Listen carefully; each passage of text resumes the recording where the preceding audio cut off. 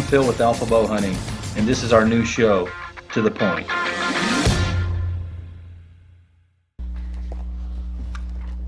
All right, kill the silence, huh? Yeah, Kill the silence. Oh, I'm ready to roll. All right, so welcome back to another episode To the Point.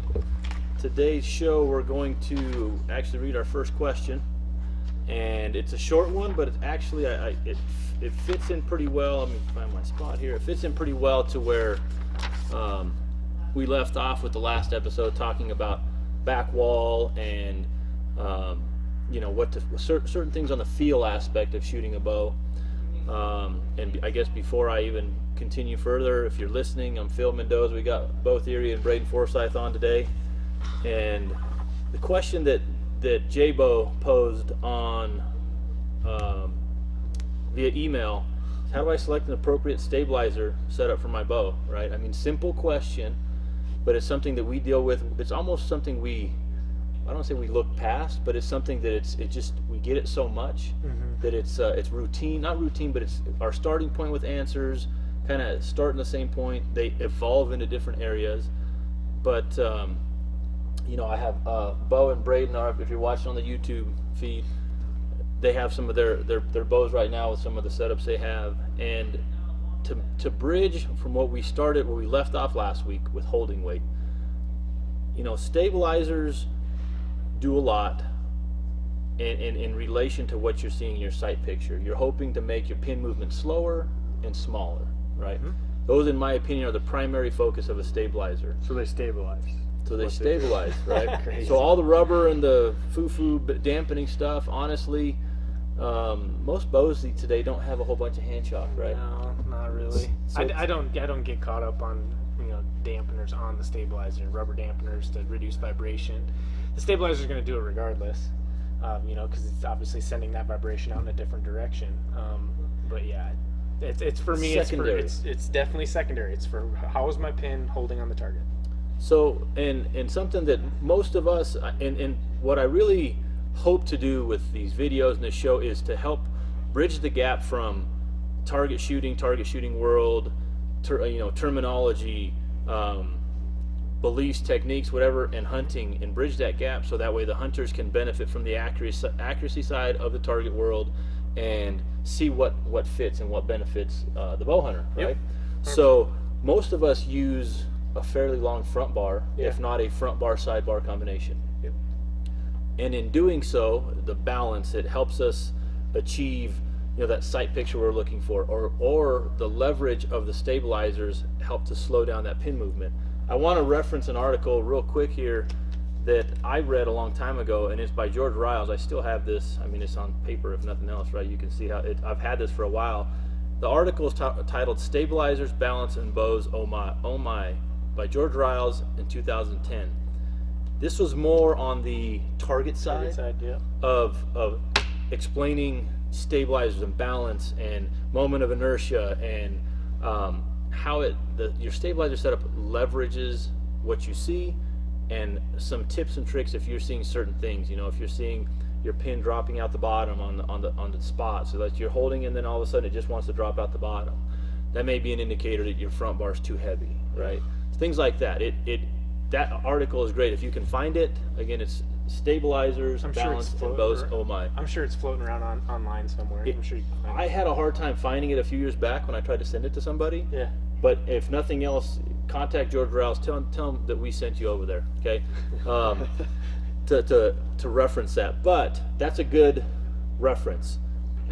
Now we've got some tools in here that we almost don't use enough, right? So Braden brought it up too. We've got the balancer, dead center bow balancer. Yeah. And something like that, it's really a valuable tool from a stagnant point of putting your bow in there at rest and being able to move weight around, move your bars around, and see how it affects it, because it's on a gimbal that just kind of moves around and handles the balance. Go ahead. Did you have I like it as a starting point, personally, just to really to get the bow to balance level, and then obviously you get on range and you start drawing the bow back and you see how your pin's moving, and then that'll help you kind of make slight tweaks. It's a lot like setting your third axis, right? If you do it on the bow vise, you can Get it your close. bow, and you can get it close, but then You have to draw put it, you that have to torque do that, into it. yeah. You have to put that tension in the And system. you saying torque, that's something that George actually references in the article, is that lateral torque, with the sidebar being more of a issue of correcting a lateral torque as opposed to a sight, right? A bow Yeah. sight. Now this is a target's article, I would say. So you add a bow quiver on there, 4, 5, 6 arrows, especially, some of these arrow setups that get to be really heavy. It adds some weight off to the side Yeah. there. Yep. So definitely starting point is a good point. But again, bridging that gap from what we left off with last week and going into where another point to consider with stabilizer setup is holding weight.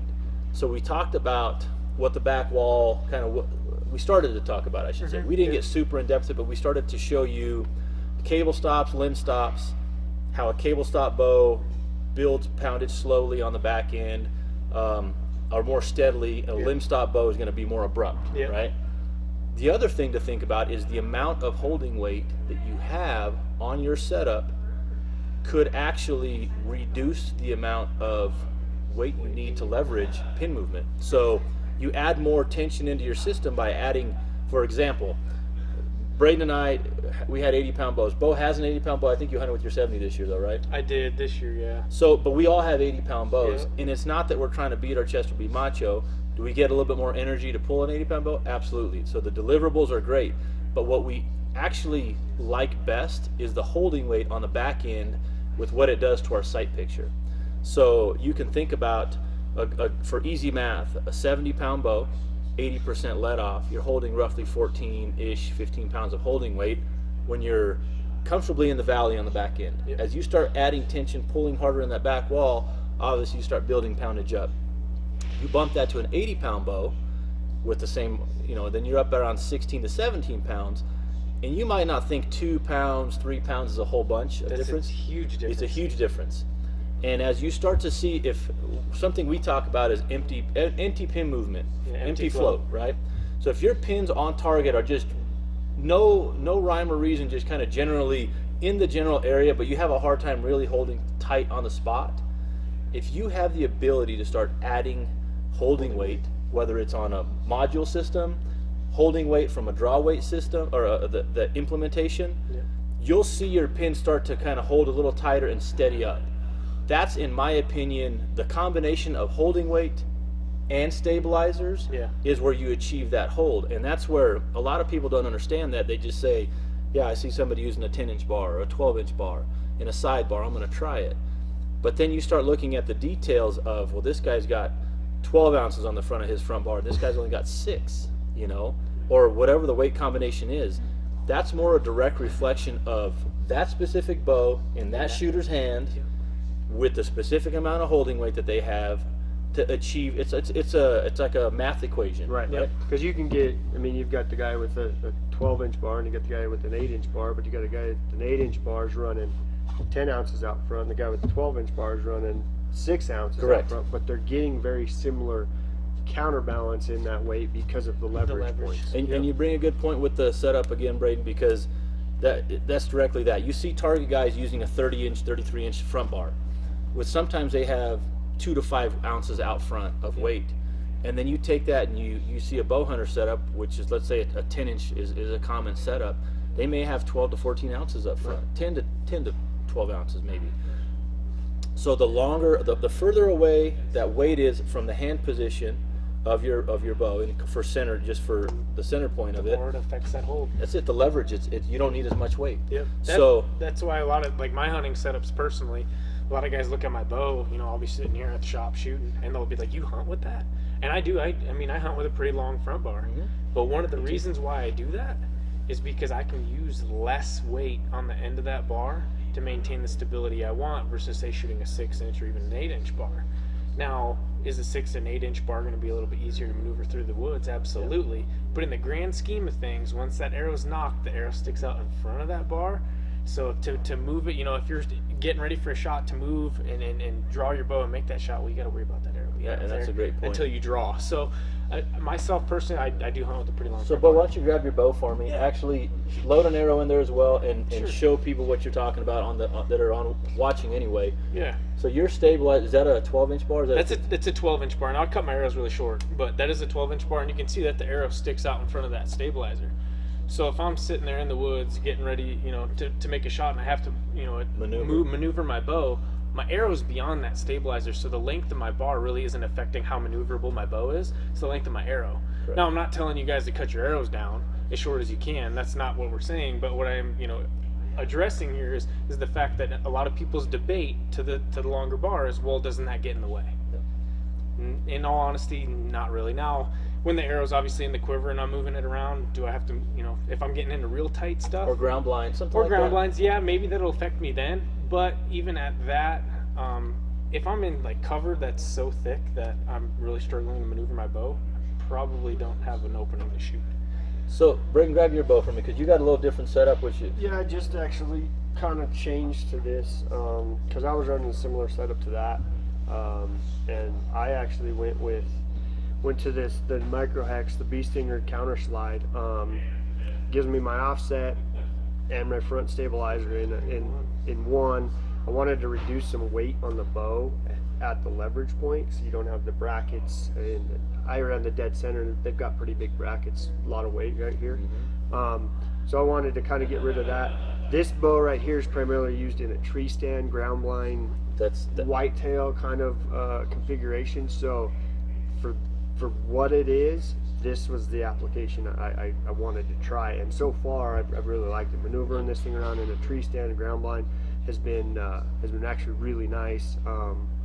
Pulling it up trees, that kind of thing. So this has worked well for me. It balances well. I definitely notice a little more pin float because I don't have the weight out there, but it still shoots pretty accurately with it. But so. in all things in context too, so if you've been through any of the alpha workshops and know our 3.0 system of the structure, it's very much building your system for the application and the animal you're going to be pursuing. So Braden, having the ability to have multiple bows, took this bow and really built it more so for that tree stand ground blind application of whitetail hunting or Close quarters, Yep. So your shot distances, again, you're taking it and you're really not the likelihood of you shooting something in your last third is very low with this setup. Right. You're more in your first third is where probably 85 to 90% of your shot scenarios are going to be. That middle third, you might still see 15% of your scenarios, but you're right. So that pin movement is acceptable because as you start going back to when we measured and tracked effective range, you got tight group sizes in that first third and second third range. You can afford to give a little. The other thing is when I'm doing that type of hunting, it's rare that I have my quiver on my bow, so I wasn't as concerned with that counterbalance on the other side. I didn't need as much out there. So I figured that this would be enough to counteract my sight and anything else, torque on the bow. Yep. And it has. It's done a good job with it. Yeah. Checking bubble. Myself, I like to look at the stabilizers kind of the same way I look at building up arrows. I'm gonna determine what I'm using the bow for first. Sure. To help me determine what length bars. Now, obviously, if I'm gonna be sitting in a tree stand, like for instance Braden's set up here, if I'm gonna be sitting in a tree stand, I'm not gonna run a 15-inch front bar. Okay, which I've done for say my elk hunting or spot and stalk setups, where I may have to shoot a slightly longer shot than I would generally like to. So like I said, tree stand, I'm going to go with that shorter bar. I'm not carrying it all over the place, so physical weight, having to add more weight to the front of that bar to get the stabilization that I want, I'm not overly worried about carrying the extra weight. It'll just lend itself well to that situation. Yeah, no, and all great points. And the things, so a couple of points to take away from this is because we added one more thing with holding weight to the equation of stabilization or how to select a stabilizer, don't let that freak you out. Understand that, like Bo said, choose the type of hunting you're going to be doing primarily. And if you say, hey, I just need one setup for everything, well, you might have to pick that happy medium to where you might not go with a 15-inch bar. You may be in that 10 to 12-inch front bar range because you might do some tree stand, some spot and stock, and then your sidebar combination with weight and balance at that point, work off that system Braden made a good point with his dead center. He likes that stabilizer system. Add some weight, and it stabilizes his bow nice, but it does add weight. Right, and that's where you get into kind of a struggle, right? Is you're wanting to add weight with the stabilizer, but you're wanting to create leverage. Right. Leverage It's points, where right? do you add the weight? Exactly. Correct. If you don't want the weight on the bow and the center mass of the bow, because then you're just holding the heavier bow up. Correct. You want your weight more out on your ends. You know, another thing that when it comes to stabilizers that we didn't really talk too much about is I see a lot of guys that come into the shop and they're running just a short little like 5-inch rubber stabilizer. What a lot of you guys need to understand is if that weight, okay, from your stabilizer does not extend beyond your limb pockets, it's almost useless to have. Sure. Okay, and I say almost. Obviously, it's adding some weight to the bow, which can slow pin movement down, but you're really not displacing that weight. There's no leverage. You're not pushing that weight out far enough. So everybody that you buy, I see a lot of times guys go and they're just like, oh crap, I need a stabilizer.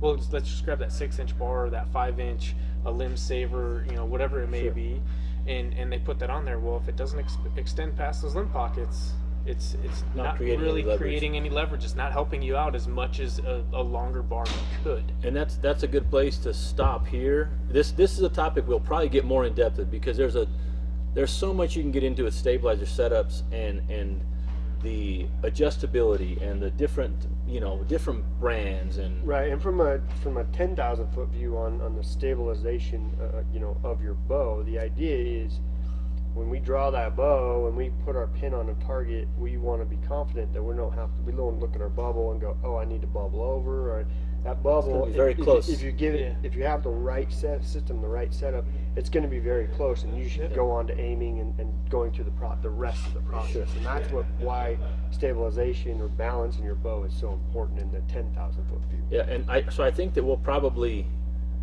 like I said, table this. The question was great just from a standpoint of how it tied into what we were already working on. Yep. So J-Bo, I'm going to go ahead and email you, and we do have some swag that we're going to be sending over. If you have questions, email me. Just in the subject line, put in there to the point question, so I know how to filter through those questions. One more announcement. Remember, on the YouTube channel only, on the To The Point shows, get on there, comment, make sure you're a subscriber, hit the bell notification, and we're going to select a winner to pick out a bow. It's going to be anything except a carbon bow, is what we had said. Yep. So Hoyt's released their new bows now. Prime's got some nice bows out this year. PSE's got the new bows out. We're waiting to see what the Matthews does. Yep. And for the most part, that's where we're at with most of the stuff in the shop here. So any aluminum bow that we sell, we're gonna pick randomly from somebody who's commented on the To The Point shows. So no questions asked. Subscribe. You can tell us, hey, you guys are a bunch of dingleberries, whatever. We may randomly draw your name, and for your comment, you're going to get a bow. But it could happen. I hope it doesn't happen. Hopefully not. But it could happen. So appreciate you checking out the show. We're going to hit another episode here with the same clothes on and no showering. So if you catch us on the next one, it was actually recorded right now. Right now. See you guys later. Just coming right into it.